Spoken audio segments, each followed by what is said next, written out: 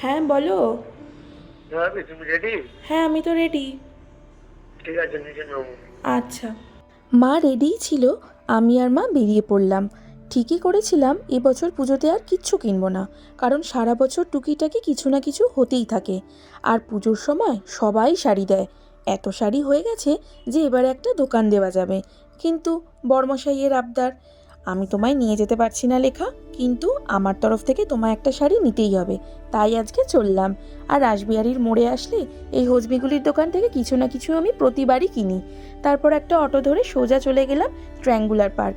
আর এখানে প্রথম এসে ঢুকলাম প্রিয়গোপাল বিষয়তে।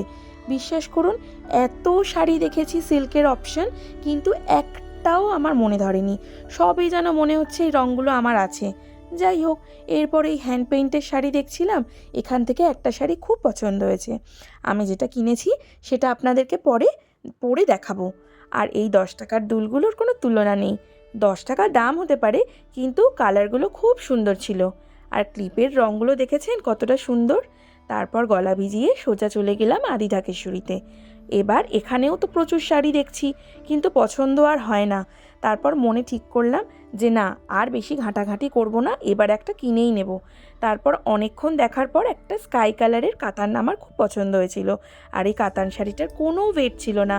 আর রঙটা যেরকম সুন্দর, সেই রকম সুন্দর কিন্তু রঙটা এই ক্যামেরাতে আমি আপনাদের দেখাতে পারছি না। আর আমি এই শাড়িটাই নিয়েছি, কিন্তু এই শাড়িটা আপনাদের পরে একবার পরে দেখাবো। তারপর চলে গেলাম গড়িয়াহাটে।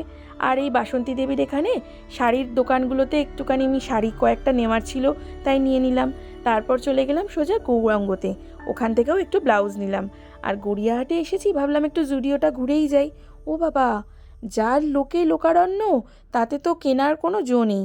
আর কিনবো কি, কিনতে গেলে যা না লাইন, তার থেকে দ্বিগুণ লাইন বিলিং কাউন্টারে। তাই সেদিনকে আমি বেরিয়েই এলাম। আর এরপর ঠাকুরের জন্য ফুল নেওয়ার ছিল, তাই আমি সোজা চলে গেলাম লেক মার্কেটে। ওখানে ঠাকুরের ফুল কিনতে গিয়ে এই ফুলগুলো যে আমার মন কেড়ে নিল। আর এত অপূর্ব লাগছিল যে কি বলবো, প্রতিটা ফুলই যেন মনে হচ্ছে কিনে নিয়ে চলে যাই। কিন্তু যাই হোক, ঠাকুরের ফুল কিনে নিয়ে আমি চলে গেলাম রাসবিহারীর বাস স্ট্যান্ডের দিকে। আর ওখানে এই যে অপূর্ব সুন্দর একটা ট্যাক্সি, দরাদরি করতে 250 টাকাতেই রাজি হয়েছিলেন। তারপর এই সুন্দর ট্যাক্সিটাতে চড়ে আমি চলে গেলাম বাড়ির দিকে। আজকের ভিডিওটা এখানেই শেষ করছি, দেখা হবে আবার পরের ভিডিওতে। ততক্ষণ ভালো থাকবেন, সুস্থ থাকবেন। ধন্যবাদ।